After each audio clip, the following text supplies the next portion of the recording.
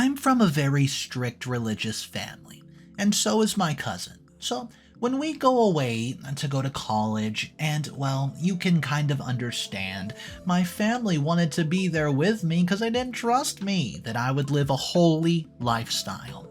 But then my cousin comes up with this giant idea, and I think it's so stupid because then my family finds out about this one little secret.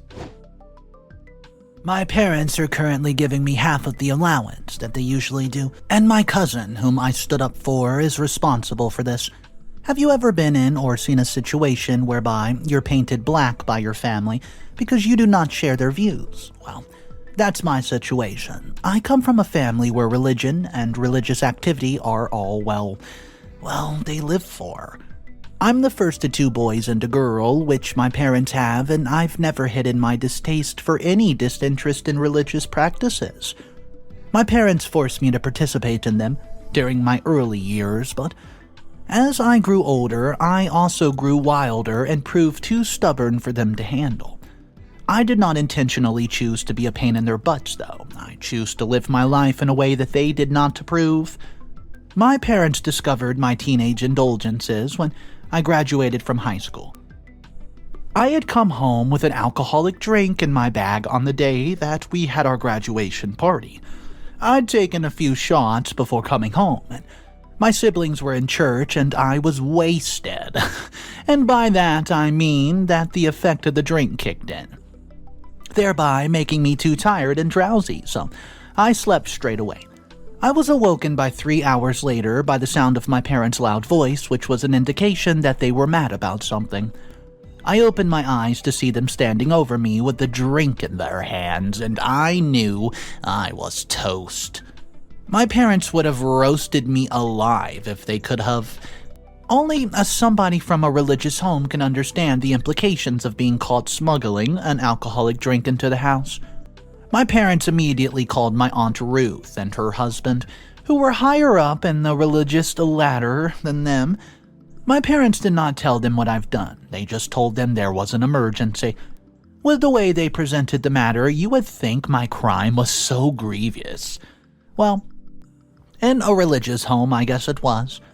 Aunt Ruth and her husband came over to the house as fast as they could, and my parents disclosed to them my atrocity. Aunt Ruth and her husband's reaction was pretty epic. They asked how I could desecrate the home by bringing an alcoholic content in, and I said nothing. I just stood there for them to bash at me, and they asked why I was not setting a solid example for my younger siblings, just like Dylan was doing. Dylan is now their eldest son, and he's the perfect representation of what every religious person would want their child to be. He was a little older than me and was already in college, but he never missed a religious activity when he was around. Almost every parent in the religious circle hailed my aunt and her husband for bringing up such a model child like that. My parents went ahead to express to Aunt Ruth and her husband their deepest fears. They noted that if I could act like this while I was still at home with them, what would I do when I was off in college and living on my own? My aunt and her husband noted that I was, going to do the absolute unbelievable. Then they suggest that my parents register me at the same college as their son Dylan attended, so that by doing so he could keep a watchful eye over me and be a positive influence in my life. My parents made the suggestion without wasting any time, and they had me apply for college right away, which was not what I would have wanted if it were up to me. I get admitted into college, and rather than rent an apartment for me, my parents informed me that I was going to be living with Dylan. Dylan came back home 3 days before I was to go to school. His parents and mine had agreed that he would be the one to take me to school and help me get settled in. I had never been close to Dylan before then, and the idea of living with him did not sit well with me.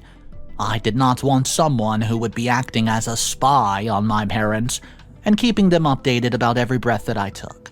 Dylan's display of religious the day we were to leave for school made me know for certain that I was going to have the worst college experience ever. He had to come pick me up from my house.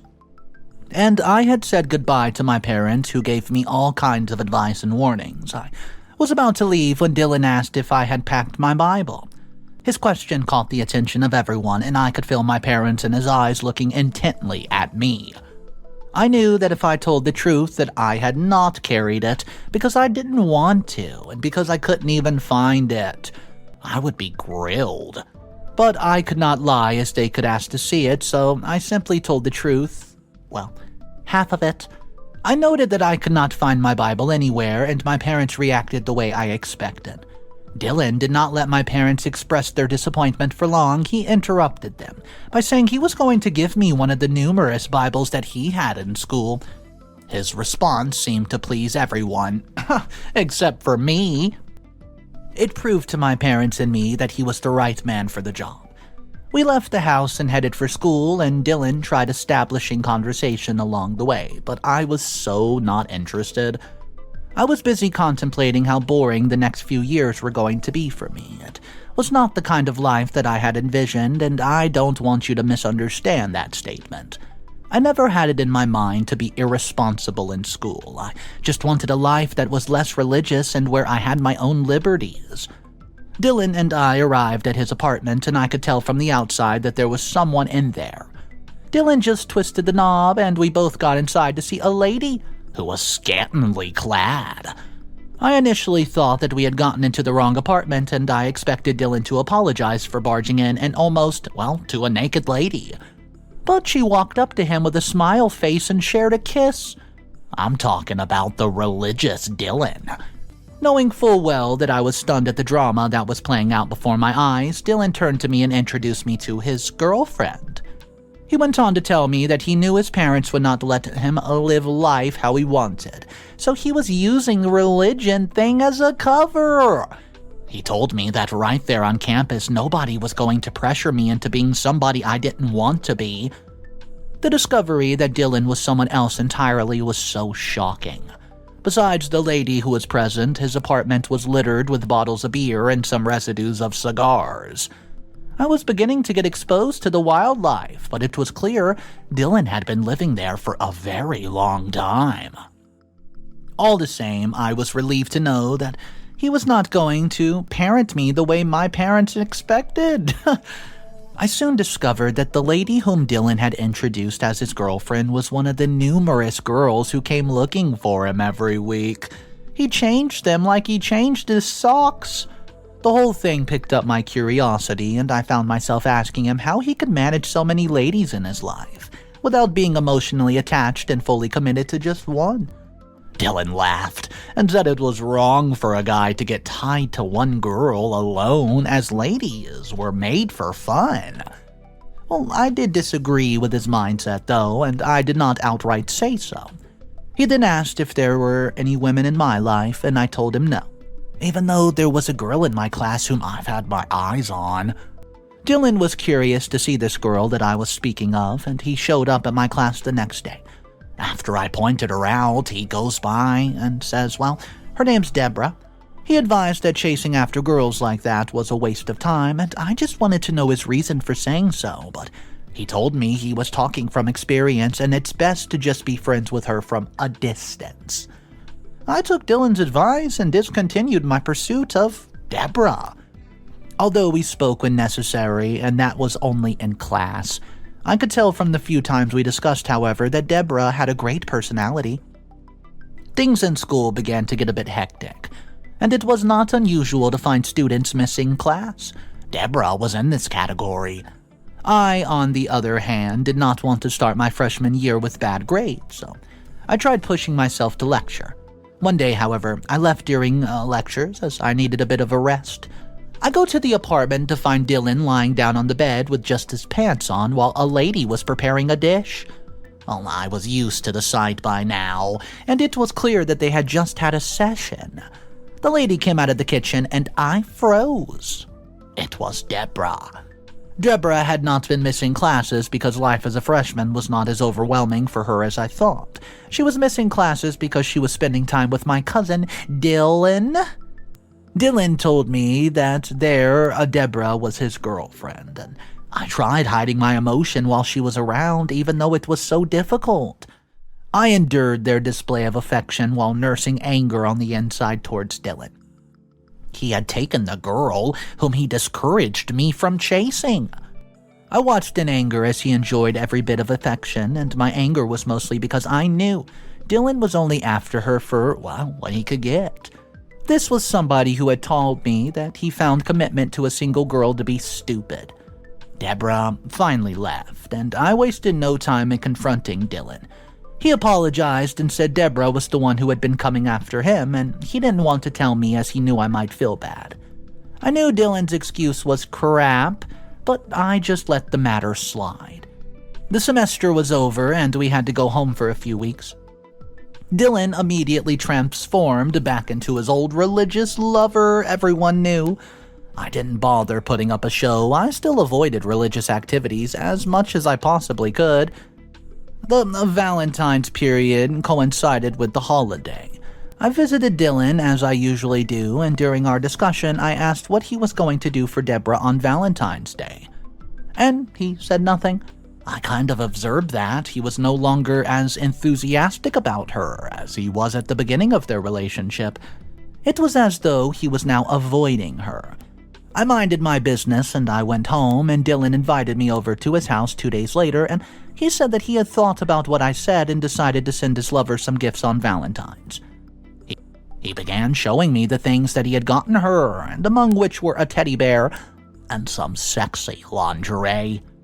We had a nice time together, and I left, and I had barely gotten home when he called me to tell me that his parents were going to come to my house the next day to scold me for persisting in an immoral life.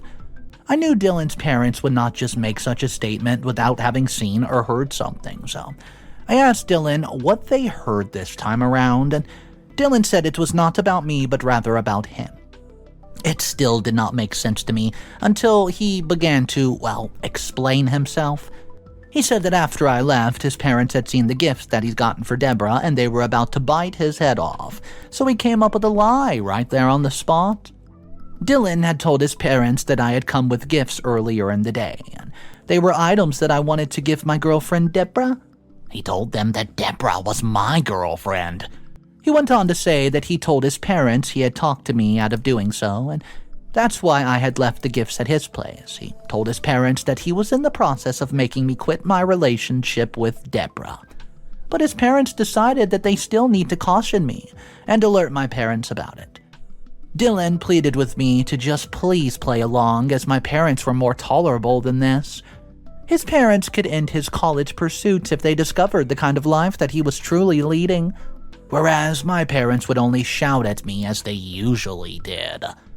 As I listened to Dylan, I found it surprising that he had been caught by his parents because it was unlike him to be oh so careless, and although it would have been fitting revenge to blow his cover for making me quit chasing Deborah, only started to date him. I decided to just play along. He promised he would not let the matter escalate beyond his parents coming to my house and making a scene, and his parents did drive there to the house the next day with Dylan and the items, and you can imagine the kind of drama that ensued. I was called upon and asked who the heck Deborah was. I was already anticipating the moment, and I had prepared what my response would be before then. Just as Dylan and I discussed, I told them that they were items I wanted to send my girlfriend Deborah on Valentine's Day, but Dylan had talked me out of it, and I equally said that he had been encouraging me for some time to end things with her and just focus on my studies. And after his advice the previous day, I intended to do so, and I received heat from all sides. My parents asked why I had gotten into a relationship with a girl in the first place, and Dylan's parents then noted that it was a good thing that I had in my life to watch over me was Dylan. If only they knew the truth of the matter. Dylan joined the list of those who took a swipe at me, and he was more painful. He told my parents that I was getting a lot more allowance than was needed for a freshman student, and that's why I had money to engage in frivolities. He then went on to suggest to my parents that they reduce my allowance so I could not have enough to indulge in immorality. I was shocked at Dylan's suggestion. It was in no way part of the deal, and he, said that he would ensure the matter did not escalate, but this was equal to wrecking me. My parents agreed to his suggestion, and my father decided he was going to slash my allowance by 50%. I confront Dylan later on, and it was enough that I was taking the heat for him, so he did not need to suggest it to my parents. Dylan apologized and said it was all part of the show. He did promise to make up for it by giving me something out of his monthly allowance. I'm currently grounded in my house and cannot receive a visitor, besides Dylan. Update number 1. Hey guys, there's been some funny happenings in the past few days. Deborah had suddenly begun getting friendly with me. I know we're friends even though I was not able to make her my girlfriend, but this is so different. She had been making some uncomfortable advances, the kind of lovey gestures you make when you have butterflies in your stomach for someone. She could post a picture of me in her status and write some comments which I found disturbing. She suddenly started calling me at really odd hours, and there was nothing useful that she had to say. I did not tell Dylan about this, and I tried my best to make sure I never reciprocated her gestures. Dylan soon questioned me one of the days when I went to his house, and he asked if something was going on between Deborah and I. I laughed, before telling him there wasn't, and he still was not convinced, and even went to say that he had been observing the way that she had been giving me the attention of late, and it was clear to him that the fire that was between them was no longer as it was before. I reassured him I had no intention of taking his girl, which should have been my girl if he had not played a smart move on me. I felt he was now convinced about the situation, but I was wrong. The next time I visit Dylan, while I was there, his phone began to ring. It was Deborah, but Dylan refused to pick up the call. He would sigh or just put up a face each time it rang, and I suspected something was wrong. I asked what it was, and he told me that he's broken up with his lover that morning because he felt that she was cheating. I asked if he had any proof of what he was saying, and he said the only proof he had was that she no longer had his time. I felt he could make mistakes for me, for the one that had captured his girl's heart, because she was still doing the same thing that she had done before, so I decided to do something about it. I called Deborah to talk to her. I told her in a mature way to quit the friendly gestures that she was sending my way as her lover, who was her lover and, broken the relationship because he felt jealous. I made Deborah understand that nothing was ever going to happen between the two of us, because even if she was no longer with Dylan, I don't think I would fancy the idea of dating my cousin's ex. She got the memo and stopped the advances, and Dylan, however, has recently been trying to get me to hook up with Deborah. I think it was the day after I told Deborah to quit what she was doing. Dylan's tried to convince me that he was okay with me dating her and that he would not take offense in any way. I was still maintaining my stand, though. Update number 2. It was a terrible idea to have initially claimed that Deborah was my lover. I should have just let Dylan deal with this mess himself, but my willingness to cover his butt has gotten me into deep crap. My school has resumed, but I have yet to go back. I don't see myself going back anytime soon, and I was in my room 3 days ago, packing my stuff, so I could go back to school by the weekend when my phone rang. It was Dylan, and there was trouble. He told me there was a Deborah situation, and no matter what my parents said, I was to keep quiet as he was going to fix it. Dylan did not give me the substantial information I needed. He had cut the call short before I could make inquiries. So I wondered what the heck the problem was this time around. I was still packing my bags when my father waltzed into my room. He asked when I intended to go to school, and I knew there was a problem. He was aware I was supposed to go back by the weekend, and I repeated what I had told him before about my resumption, and he asked if I was going to school to read or start up a family with my lover Deborah, whom I've gotten pregnant. The talk of pregnancy hit me like a fan, and I was still trying to figure out what to say when my visibly angry father told me he was not going to sponsor my academics. I tried calling Dylan the moment my father left the room, but he wasn't answering.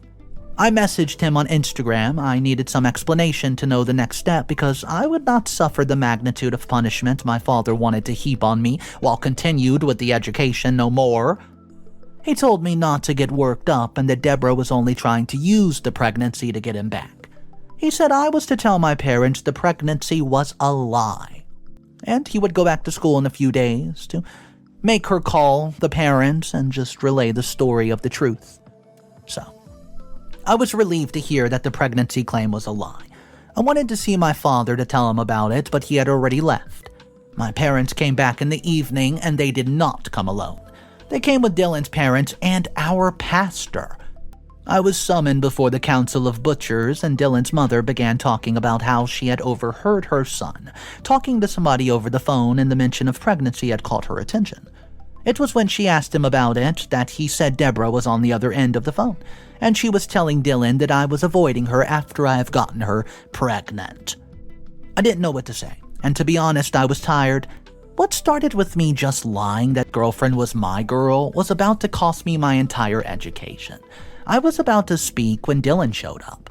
I was glad that he did. Well, he was lucky he was there, because I've blown the whole thing up, and he immediately spoke up and said that the whole thing was nothing more than a hoax. He said that Deborah lied about being pregnant because I followed his advice to break with her, and she was not happy about it, and she wanted to use a pregnancy scare to make us come back together. The pastor then spoke up and said that although it was a relief that my quote girlfriend wasn't pregnant, I was not supposed to have even gotten entangled with her in the first place. He talked about how I had been setting a bad example for my siblings and causing my parents heartache in the process. He equally talked about the likely consequences of my actions if I persisted in not taking religious and activities seriously, before admonishing me to follow in the footsteps of old Dylan, who lived an exemplary life. The matter ended with me still taking another hit for Dylan, and Dylan went back to school yesterday, but he promised to make sure that Deborah calls. Well, my parents do apologize for the stunt that she pulled, as my parents are insisting that they must see or hear from her. Update number 3. Humans are terrible. My cousin Dylan is even worse. He had gone back to school before me, and part of the reasons was so that he could make Deborah call my parents or come down to our house to apologize for the pregnancy stunt, which had almost cost me my education. However, nothing was done, and there was still some form of tension between me and my parents. I tried reaching out to Dylan, but he was not picking up the phone, so I was left with no other option than to call Deborah. I reached out to her and wanted to get her updated on everything that's been going on. I told her that I had covered up for Dylan with the claim that she was my girlfriend to prevent his overly strict parents from chopping his head off. So, when she came up with the lie about the pregnancy, it hit the relationship between my parents and me very hard. I asked her to come and talk to my parents, who would only allow me to go back to school after the apology was made. Just to be sure, but Deborah said she would not do it. She noted that she was pregnant and advised that I come clean with my family because she was going to keep the child. I asked her if Dylan was aware of the pregnancy claim being actually true, and she noted that he was. I hung up the call immediately and began trying to reach out to Dylan again, saying something did not seem right. How could he claim that the pregnancy news was fake all along when he knew the truth? Dylan did not pick up my call, and he refused to reply to my messages, which made me suspect that he was avoiding me. I wanted to leave my house to go and confront him in school, but I could not. I wanted to tell my parents the truth about the whole matter, but I decided to hold off a little just so I could be certain Dylan was playing me. Deborah showed up surprisingly early at my house earlier today when my family members were in church. I had wanted her to come to apologize to my parents when they were around, not when I was all alone. I asked her to leave, but she insisted that I would want to hear what she had to say. Deborah began telling me that Dylan had been playing me all along. He had discovered she was pregnant before the vacation and asked her to get rid of the baby, as he could not afford his parents to learn that he had impregnated someone. She was scared at the prospect of getting rid of the baby because of the implications if things went wrong, so she declined. She said Dylan had asked her to attempt wooing me so she could sleep with me while the pregnancy was in its infancy, and then pin it on me. The way, was why she had been posting my pictures and making subtle moves at me. However, after I told her nothing could happen between us, she told Dylan she was tired of the whole thing and wanted him to take responsibility and be a father, and he shouted at her over the phone. That's when his mom overheard the pregnancy talk, which he still managed to evade somehow, and he's been trying to give her, to get rid of the baby ever since he returned to school. But her refusal had made him act hostile towards her, and that's why she had decided to come clean. I asked Deborah to go home and return tomorrow, which was the weekend and when my parents would finally be around. Final update. I've gotten my payback, but I'm still not really satisfied. I still feel Dylan hasn't paid enough. How could he attempt to pin his girlfriend's pregnancy on me? Deborah came to the house the next day when my parents were around, and I had my parents give us an audience. I started from scratch by telling them that Dylan, who they wanted me to be alike, was a fraud and a manipulator who would do anything to maintain his image, no matter how terrible it was or who was affected. I then told them the hard truth. Deborah was Dylan's girlfriend and he got her pregnant. My parents were shocked by my words, and Deborah added to their shock with her own words. She told them all that's been happening, and my parents, after listening to her, decided to deal with the situation accordingly. They told Dylan's parents, who refused to believe what was said until they heard it from their own son. So they summoned him back home. Dylan had been avoiding me all along, but he knew better than to avoid his parents. Our families met with Deborah, and I was present in the meeting, and I repeated the exact same thing that I said before and exposed his little secret lifestyle. Told them all about Deborah, who was present and was not my girlfriend but his. Deborah supported my claim, but Dylan wanted to deny it, including the pregnancy. Deborah immediately suggested that a DNA test be carried out after childbirth to ascertain if Dylan was responsible for the pregnancy or not, and that's when Dylan bowed his head in shame while admitting he was responsible. His parents were mad with rage, and his father actually attacked him physically while his mom's aunt, Ruth, rolled on the floor. My parents left with me, and they wasted no time informing the pastor about the said situation. This was because the whole church had labeled me as a failure after they heard the news about me and my girlfriend. Although my parents were glad to not be in the shameful situation of me, they scolded me for trying to cover up for Dylan. I've returned to school with my full allowance, and my parents have rented a new apartment for me. As for Dylan, he's currently not talking to me. But that's not the sweet part.